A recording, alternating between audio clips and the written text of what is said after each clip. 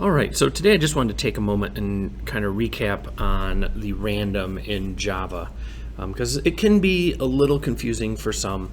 And I had a previous video on this and kind of cut it short, and I just wanted to explain it a little bit further and kind of put it in basic terms, or easier to understand terms. So originally I had this as a double, this num1 here. Now I've made it an int, and we're going to actually make the math.random, the call on the math.random right here, we're going to make that an int as well. And because random in Java it really randomizes between 0.1 and 0.9. So what we need to do in order to make it, if we want to make it a whole number, a lot of languages just use, you want to start with 1 and you want to end with 10, and it's going to randomly pick between 1 and 10. In Java, it's a little bit more complicated than that. But in essence, this is what we're doing.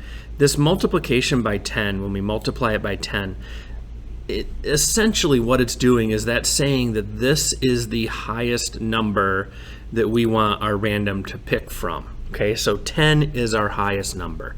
And then this plus 1 that we're going to add on to this, that's essentially telling our random that we're moving it over one spot. And so 1 is going to be the starting number for our random number generator. So in this instance, our random number generation is going to be between 1 and 10.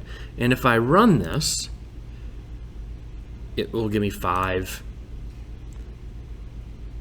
and 5. Oh, it did it twice, like set number 5. 1, there we go. And so the lowest number that we'll have is 1. And then the highest number that we'll have is 10. Now, if we wanted to do a random number generation that's going to be between 1 and 100, we can do that as well and just multiply this by 100. We still want to add the 1 because that's going to be our starting number. So our smallest number that our random number generator will use is 1, and our largest number that our random number generator will use is 100. Okay, so it'll randomly pick a number between 1 and 100. And if I did that correctly, you should get a number between 1 and 100. Okay? So I hope that helps answer the questions with the random number generator.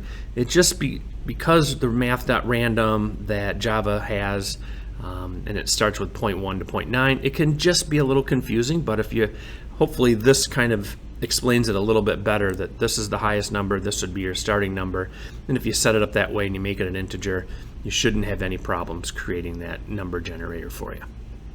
All right, hopefully this helps you. Good luck with your coding.